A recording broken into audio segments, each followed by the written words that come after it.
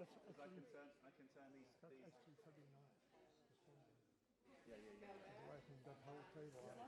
So I leave these outside lights on. I'm happy with this one. Yeah? Good.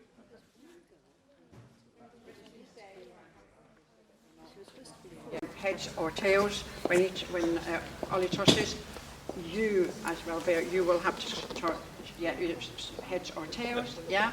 What, heads or 50? And if you win, you choose, and if not, San Cayetano choose for or against the motion, okay? All I have to do is catch it, right? Shall I use it down? Ready? So call when it's in the air. Heads. Yeah. Heads. Heads. It's tails, I'm afraid. San Cayetano, for or against? For the motion. Yeah. So San Cayetano will be here in 30 minutes, up there, starting. You've got 30 minutes exactly for the motion. You have got 30 minutes.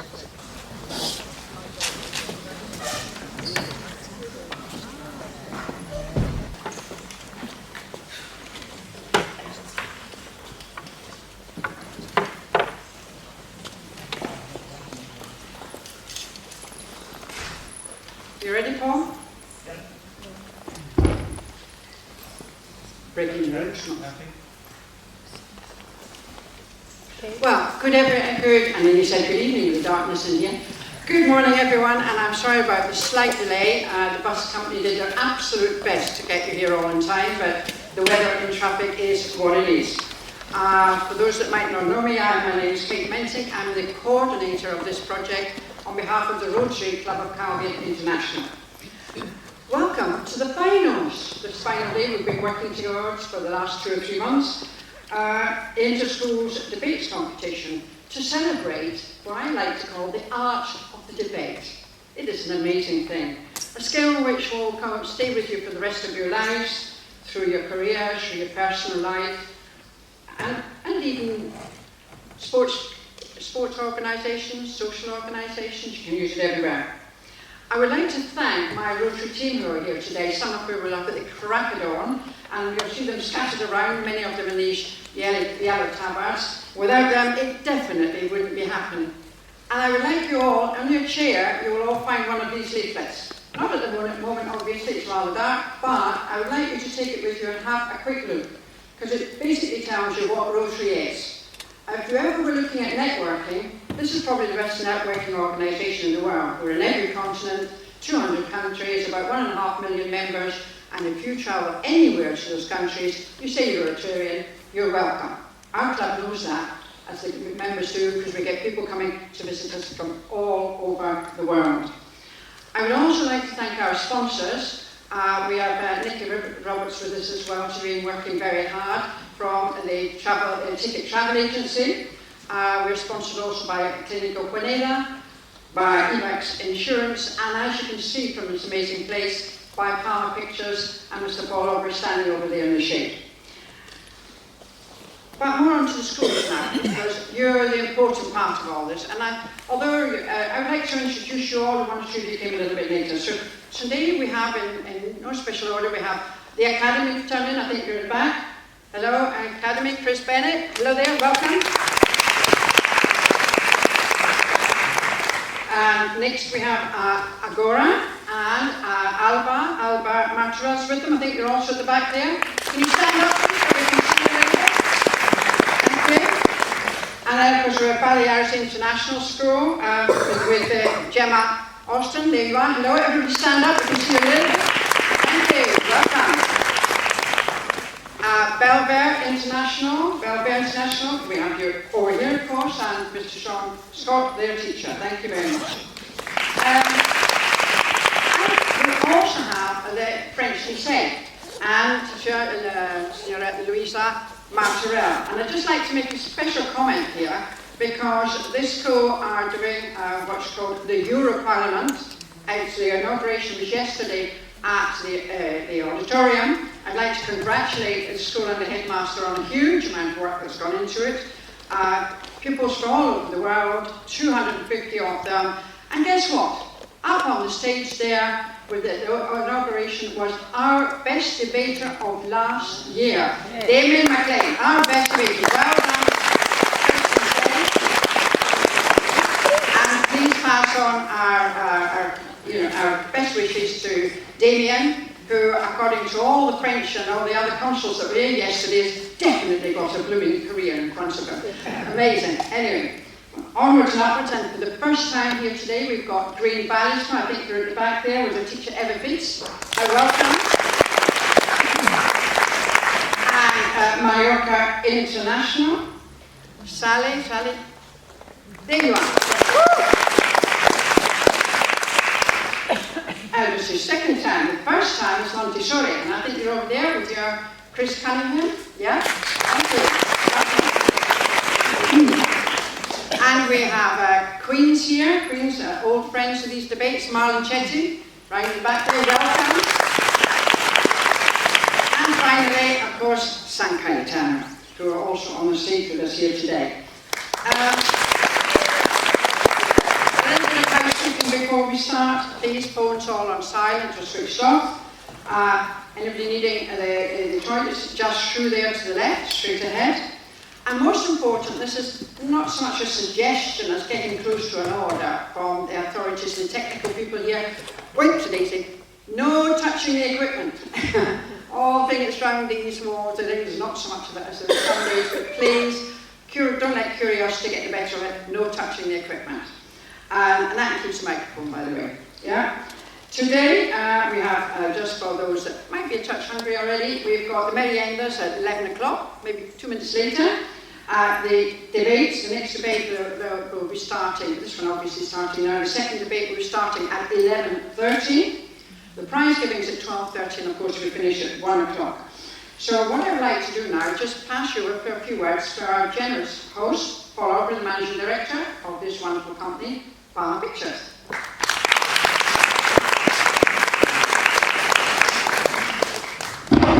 Good morning, everybody. That's when you say good morning to me, audience. That's more like it, because these guys want all of your energy.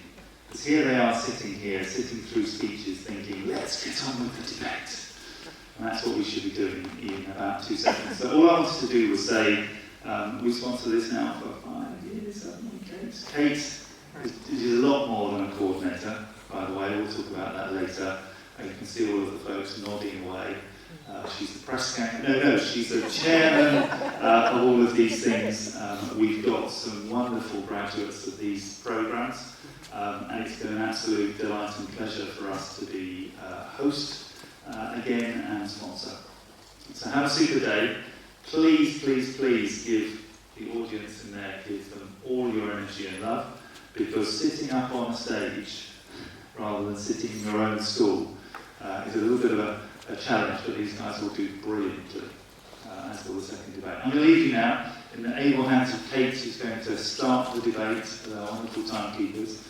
We should get on with it. Speak to you later. Thank you. Thank you, Bob.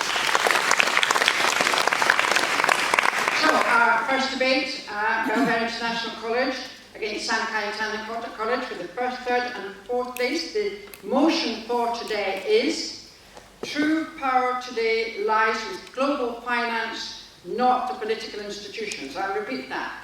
The motion today is true power today lies with global finance and not the political institutions. For the motion, San Cayetano. Against the motion, Belvedere International. Over to Julie Brogan, our timekeeper. Good morning, everybody. Could we have the first speaker, please, Alejandro? Sorry. When you're ready, let me know.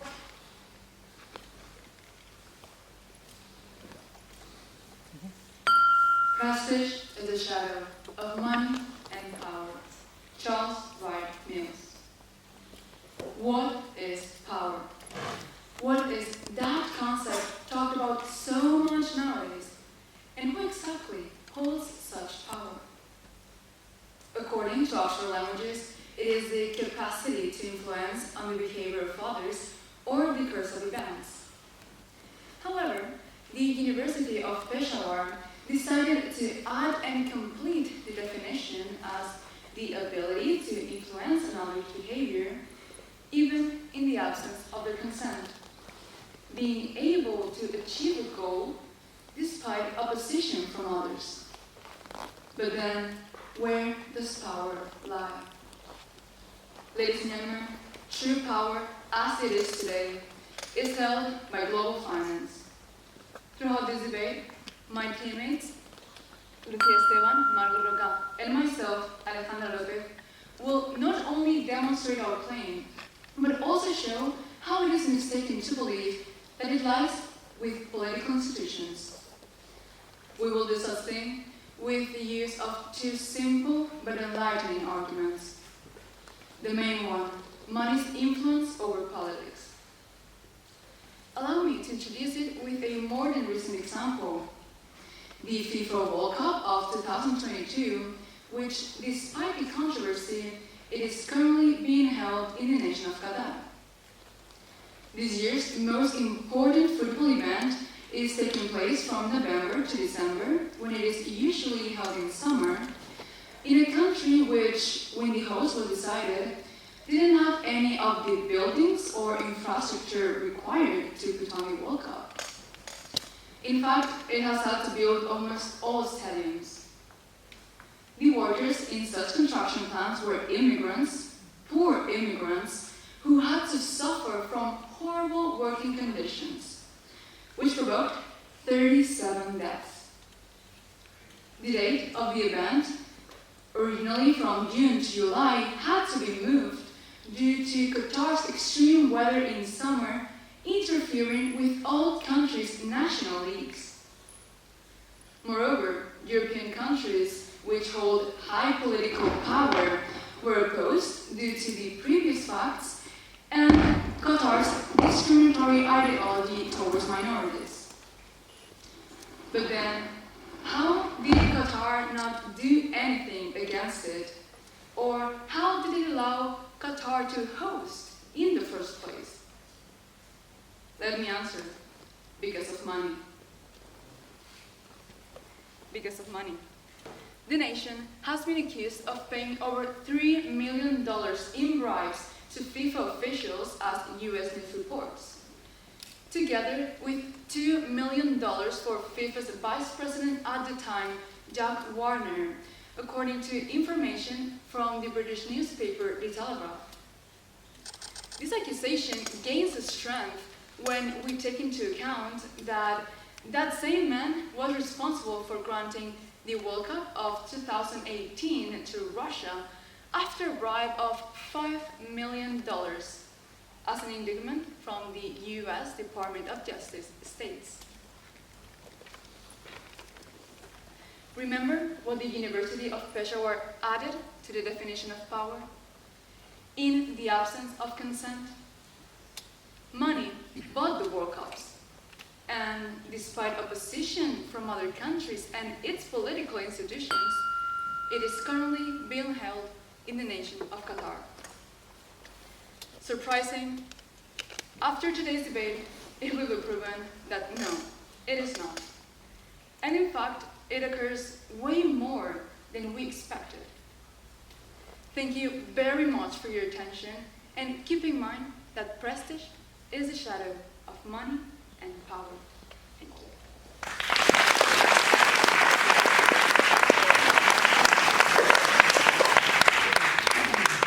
Can we have Martina, please?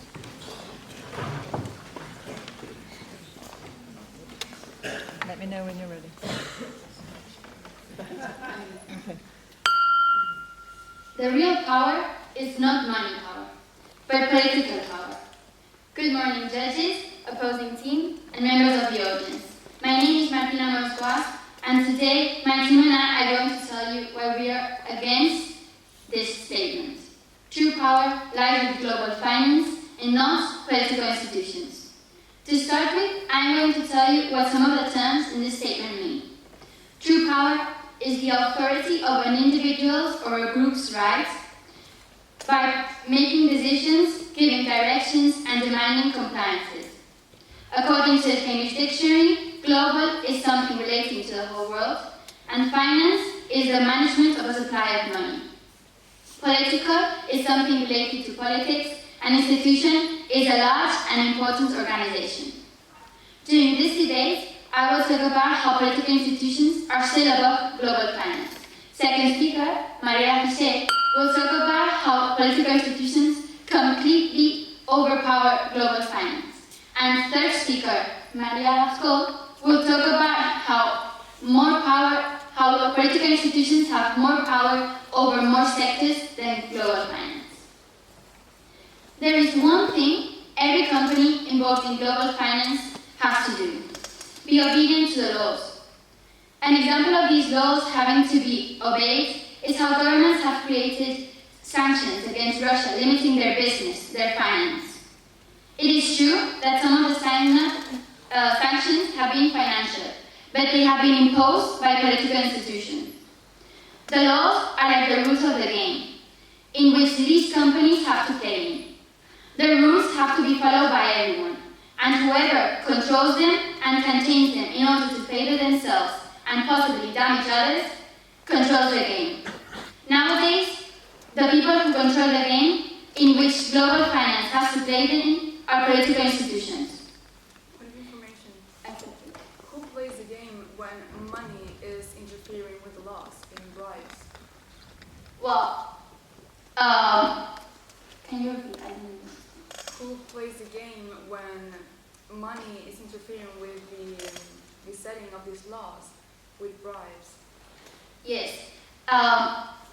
Yes. A bribe can interfere with this game that is being played, but even though money is interfering, then political institutions still have the power, because global finance can be bribing these political institutions, but it is in some cases. However, in most of the time, this does not happen, and there are lots of people in charge that can make their different opinions.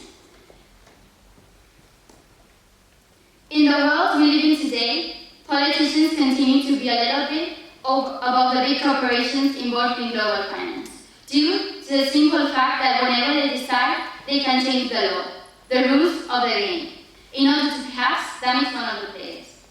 It is true that global finance has some power. However, global finance has power over ordinary people who have no chance against them and are under their rule. But at the same time, global finance has no power over political institutions. The reason behind political institutions still having the true power is that in the world we live in is because political institutions do have the power to influence, damage, and destroy global finance. But global finance doesn't have the power to destroy political institutions. Another very important thing that political institutions have is control over a nation's military. The military can be used to influence other countries in a way that global finance can't.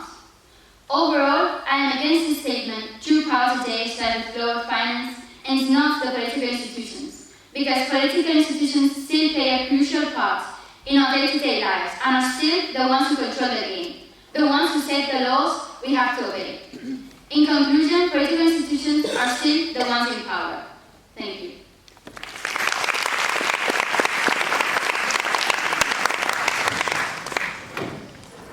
Lucia, please.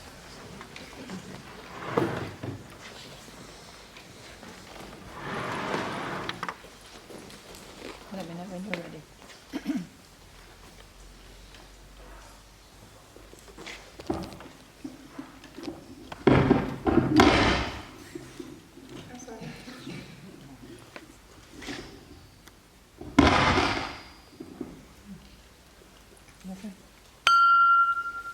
Last week, my friend Charlotte met my other friend Johnny and told me she fancied him. And as a wonderful friend that I am, I started speaking well of her with Johnny. I was like, don't you think she's funny and cute? Now, thanks to my wonderful matchmaking skills, that I'm texting and planning to meet up this weekend, just the two of them. What I did, ladies and gentlemen, is called lobbying, and everyone here has done it at one point or another, whether helping a friend get a job by recommending them to your boss, or by matchmaking like me. In any case, there was lobbying going on. Lobbying is the act by which someone tries to convince someone in authority to make a desired change on behalf of a third party. I was loving my friend Charlotte by speaking well of her to Johnny, and there's absolutely no fault in doing that. However, what would have happened if Charlotte had paid me to do that? Now, things start to get a little less innocent, don't they?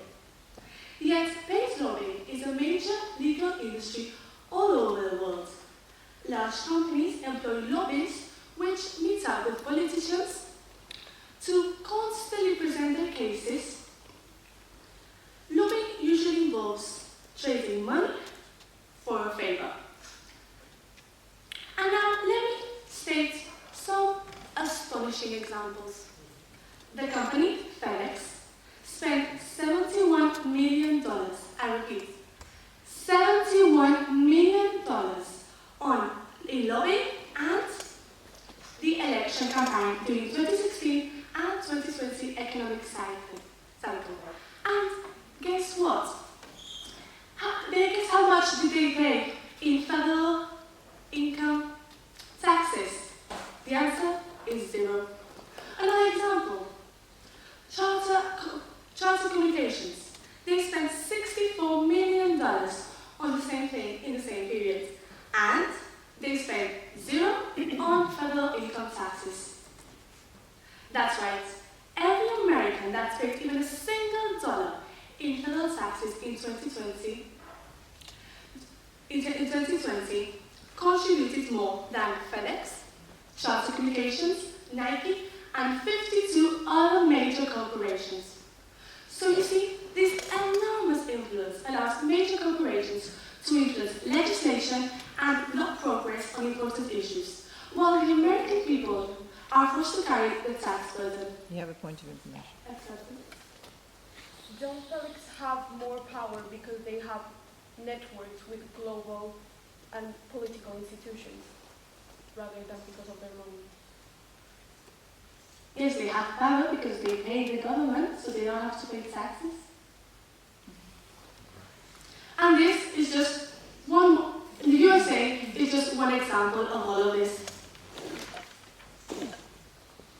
Money.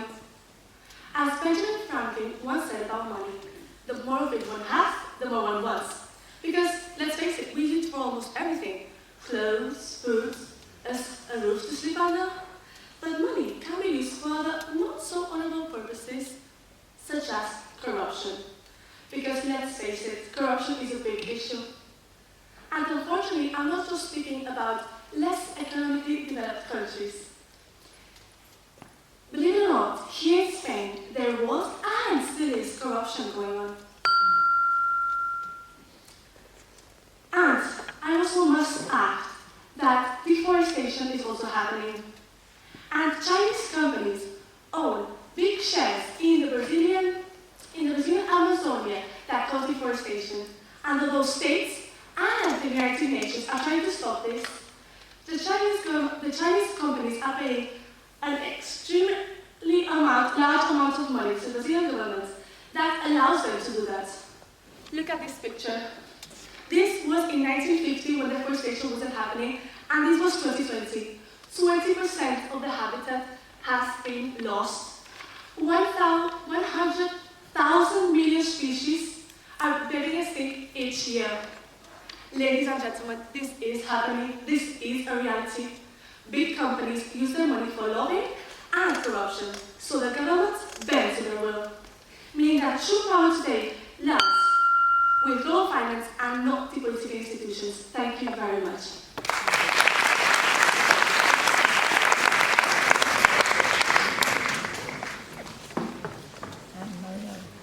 Mariana, please.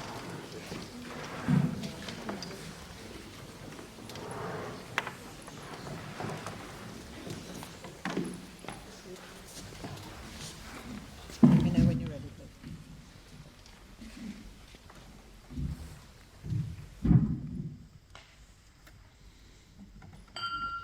Whoever has the power of making laws has the true power. Good morning, fellow judges, audience, and opposing team. I am Mariola, and I am strongly against the motion, true power, to today lies in global finance and not in political institutions, and this is why. Who makes the laws? Who is in charge of this country? Who is today lies in global finance and not in political institutions, and this is why. Who makes the laws? Who is in charge of this country? Who is in charge of all the other countries? Who has the authority of an individual's or group's right to use power by making decisions, giving directives, and demanding compliance? Ladies and gentlemen, before I come to an end with this speech, you will already have the answer to all these questions. As Martina speaker once said, true power is the authority of an individual or group's right to use power by making decisions, giving directives, and demanding compliance. Who has the power to make change? Who has the power to give the nation what they need, what's best for them, or what's worse for them? At the end of the day, it's the politician, it's the legislator, it's the dictator. In other words, it's the political institutions that have the final say in making decisions for a country, giving directives, and demanding compliance. As you can see in this article, Chinese companies do not make the rules in China. Imagine you're a business who wants to operate in China. No matter how big you are, you've still got to follow the government's rules. You have a point of information. Yeah, that's a command economic system, China. However, most countries have a mixed economic system. There's other examples to that. I will come to those later. This is why political institutions have the power to pass laws that restrict further growth of power of global finances. As you can see here, the European Commission has antitrust laws that prohibit big monopolies from working together. The FED monitors the FED in the US monitors financial system risks and engages at home and abroad to help ensure the system supports a healthy economy for US households, communities, and businesses. The European Central Bank manages the euro and implements the EU economic and monetary policy. Its main aim is to keep prices stable, thereby supporting economic growth and job creation. This basically means that these political institutions control economic growth of businesses and maintain them at a healthy state, as for example happened in 2008 in the UK, where the UK government enacted in a number of interventions in support of the UK banking sector. As you can see, even the largest banks need help. If you are one of these banks, to who do you go for help? You go to the government. Basically, political institutions are who help you. Yes, global finances have power over a large scale. However, can it really be true power if it's controlled by political institutions? Global finances have the money, yes, which gives them power, yes, but is it enough to have the real, true power? Not today. Global finances do not have the power to change laws in a country. Global finances can't control the prices of products in a whole country. This is why true power lies in political institutions rather than in global finances. All I have to say is that whoever has the final say, the real true say, has the true power. And today, ladies and gentlemen, it's the political institutions. Thank you.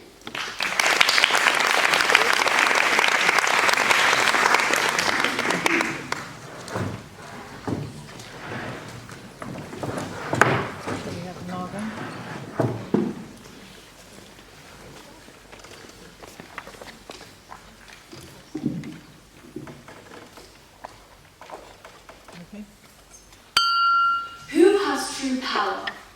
Who is the real puppeteer pulling all the strings? Global finance. That's who. The power global finance has can alter the course of events. It can make or break economies. The opposing team actually mentioned that global finance doesn't have the power to destroy political institutions, especially having the military backing them up. But who do you think think funds the military? Just our taxes? Absolutely not. Global finance does too. Now you might be asking yourself, how is this possible? How can global finance have so much power over political institutions in a country? Well, think about it this way. Global finance has influence over political institutions, notably when countries create fiscal policies and fiscal budgets. Did not agree with this. They did not react well, since this will put the country in even bigger debt and harm the markets. So what do the markets do? They start selling pounds, making its value drop immensely. Eventually, the British government had no other choice but to retract the economic policy. This just goes to show that very few governments can defy the markets, implementing fiscal policies and budgets that go against the interests of the markets or do not have the blessing of the markets. Remember the definition of power? Being able to change another person's behavior, even in the absence of their consent? Markets were able to make the British government go back on their economic policies because they did not go align with their interests. This is true power. However, the markets aren't the only part of the global finance system. They are not the most important, they are one of the most important ones, but not the only ones. Financial institutions, for example, the International Monetary Fund, the powerhouse of the global finance system. The main function of this organization is to lend money to countries in crisis. However, this loan comes with conditions. One of them being is that the International Monetary Fund is allowed to implement any economic policies they deem necessary to better the economy of the country. And since countries usually go to the International Monetary Fund to ask for a loan as a last resort, they have no other choice but to accept this condition. This is how global finance and the institutions in the global finance system literally infringe on the sovereignty of the government in a country. They entangle themselves within the political institutions, pulling strings like real puppeteers. This is dangerous. The international money, but not always. One most recent example is Greece. In 2010, Greece took out a 30 billion loan for a 3-year term from the International Monetary Fund. And this gave the International Monetary Fund permission to restructure their economy, implement new policies, and so on. And well, according to the last report by International Monetary Fund, the economy of Greece has grown 5% and unemployment rates have dropped. As you can see, the true power lies in global finance and the international organizations and markets it's composed of, who can alter the course of events, influencing the decisions of political institutions. Like the opposing team mentioned, the political institutions might create the fiscal policies and the budgets, however the markets decide if they will last or not, how well they will work. And you have financial institutions within the global finance system who can quite literally infringe on the sovereignty the government has over a country. No matter if political institutions want or not, they have to take into account global finance when making decisions because of the immense amount of power it has. Global finance are the true puppeteers pulling the strings. Thank you.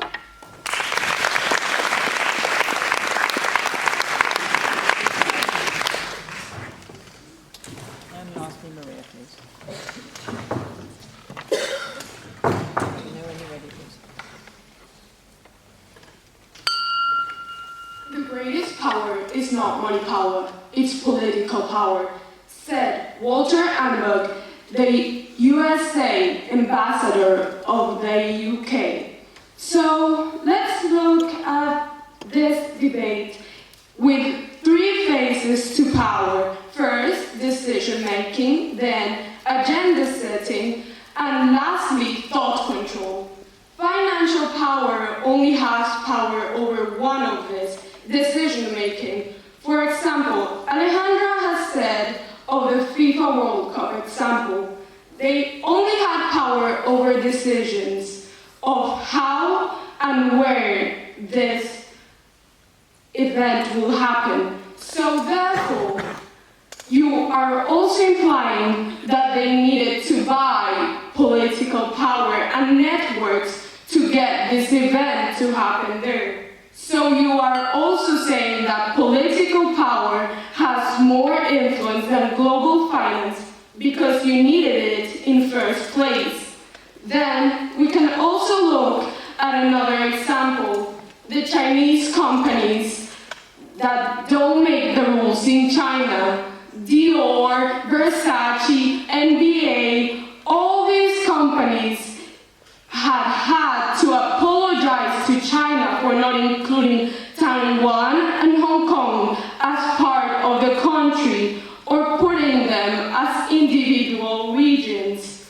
So, do these financial institutions have more power over this government? Do they decide how their own company manufactures? I don't think so. Also, the main companies are put in countries like China and Russia and Qatar. Oil production has been one of the major resources that we use nowadays, and that's why Qatar was able to host the FIFA, because they had oil production that they controlled, that the politicians controlled. So it's not the financial institutions or the global finance. Then, so are you saying the government of Qatar is controlling all the oil, not the companies within Qatar that have nothing to do with the government? well, actually, yes. Qatar has set a rule in Article 2.4 that states that they can only manufacture to other countries when they have permission to. So ultimately, the government has power over these companies. Then let's look at another example. They said that the International Monetary Fund lends money to Greece and it increased the economy. However, Greece also had other inputs of other laws, and these laws have been proven to also affect the economy. Then, let's also look at the corruption example. So, corruption basically is based on companies or a person buying a political individual's support. So you're also saying that they have to use their money to buy this effect in the political industries because they don't have as much power without the political influence. Now let's look at another thing.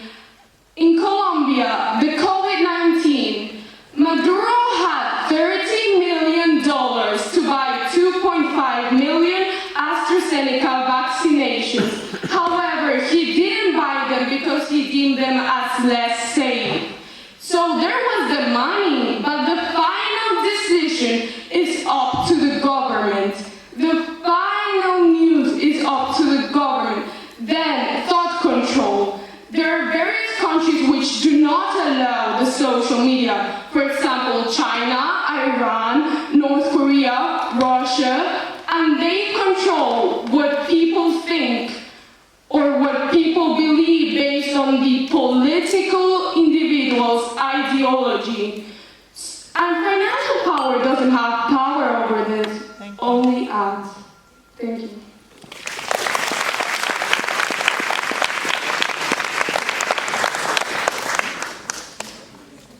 Okay, James, you have 2 minutes to formulate your final arguments.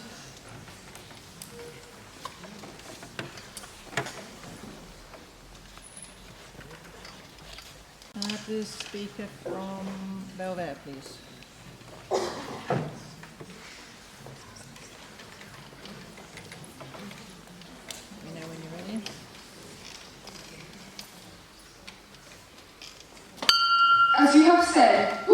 the game when politicians are corrupted. However, the thing is, political institutions have power to undermine the global finance. I have already stated this in my own debate, but when you're corrupting someone, it's because you think that they have more power over you so they can make the final decision. Then again, we have the three powers: the decision-making, agenda setting, and the thought control. Financial institutions don't have power over any of this. Then we were talking about the FIFA World Cup. However, have you sat down in a game and thought, oh my God, this is going to change my whole life? Does the FIFA World Cup have so much power over you? Does it have so much influence? I'm sorry to tell you, but they don't. So why are we bringing up an example that doesn't showcase the true power that you have over a person's life? Then let's look at another example. An individual's life of 50 people were recorded, and each of them were sent to different countries, and they recorded the first 20 years of their life. Imagine what affected it most. The governmental decisions with a 36.5%. And imagine where their financial state was. It was the fourth reason, not the second, not the third. So, when you're saying that financial institutions have more power, you're also saying that they have more power over political institutions. But isn't that the contrary? Well, well, banks have been closed because of political decisions. So my real question to you now is, do you really think money is shaping you, or what the law says? Thank you.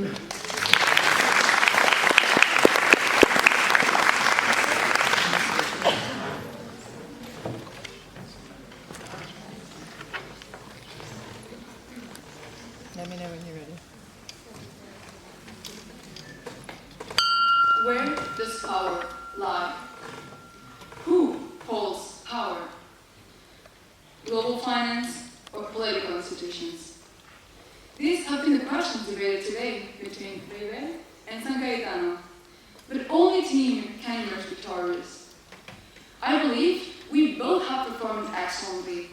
However, I do have my doubts about our opposing team's affirmation stating that global finance has no power over politics, when we have shown how much lobbying and corruption affect politics. Moreover, their argument with the oil of Qatar isn't the selling of oil, aka the economy, what gives Qatar's political institutions power, thus being global finance the one with the power about politics. On the other hand, my teammates and I are certain of our position and confident we have proven that, as it is today, global finance does hold true power, contrary to the belief that political institutions do. We are leaving the debate with our heads held high and thank everyone present, judges, baby, audience, past participants, finalists, and Plama Pictures for your attention and magnificent respect. To conclude today's discussion, I would like to quote the poet Carl Sandburg in "Money is power, freedom, oppression, the root of all evil and the sum of all blessings." Thank you.